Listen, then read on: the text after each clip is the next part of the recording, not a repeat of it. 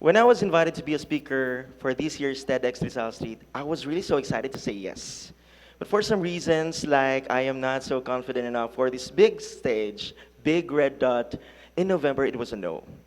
But you know what? I get to realize that this is actually a big opportunity to share my thoughts on giving responses to everything that comes our way. And especially in today's world that constantly pushes us to say yes, to do more, or to be more outside our capacity.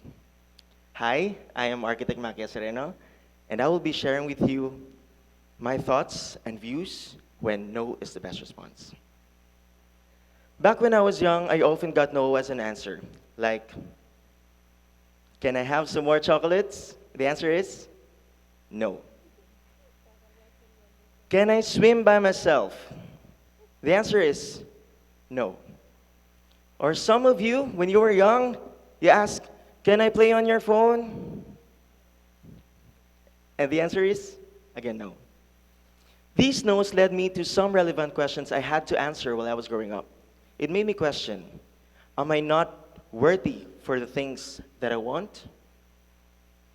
Or can I not be trusted with the things that I long for?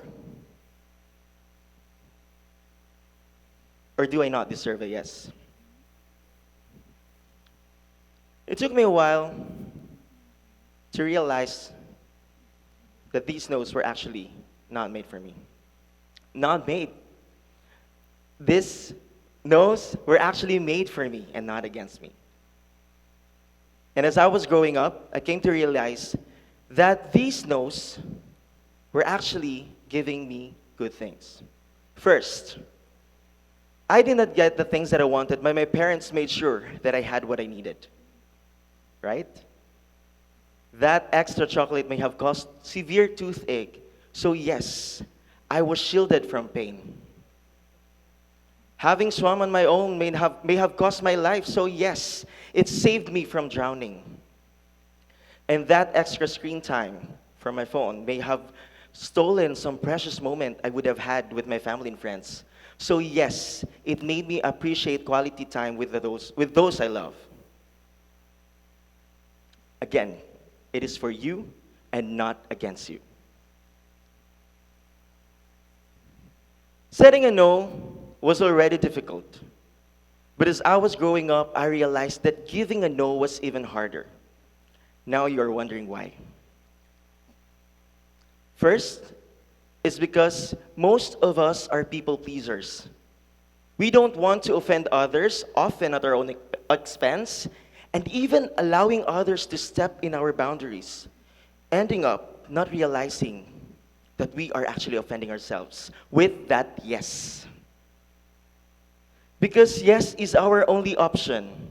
It is so sad that we have been in a place or we have experienced a moment that we would want to have a choice, but our only choice is to say yes. And that is really hard for all of us. And this is the other way around because sometimes we get a lot of opportunities and we get so overwhelmed with so many opportunities, we try to accept everything that comes our way. We want to think about the quantity and we try to neglect the quality, ending up not realizing that we can no longer fit everything in our own capacity. Remember this line, that just because you can doesn't mean you should.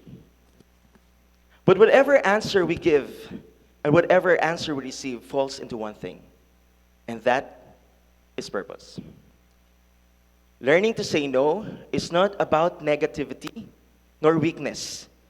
It is about prioritizing yourself, setting boundaries, empowering yourself, and giving yourself respect. So whenever there's someone here, or someone, when you go home, ask you for a favor, where you constantly say yes to that. But today, it's like, oh, it's overwhelming, it's tiring, it's exhausting. Please learn to say no. Because always saying yes doesn't mean kindness. It is forgetting yourself. It is forgetting your boundaries It is forgetting self-respect. It is forgetting your power. I believe that it must be all about creating space for what truly matters. It is about creating your safe space. So with these realizations, I believe that I said no to so many things. But today, I said yes to TEDx. Thank you so much.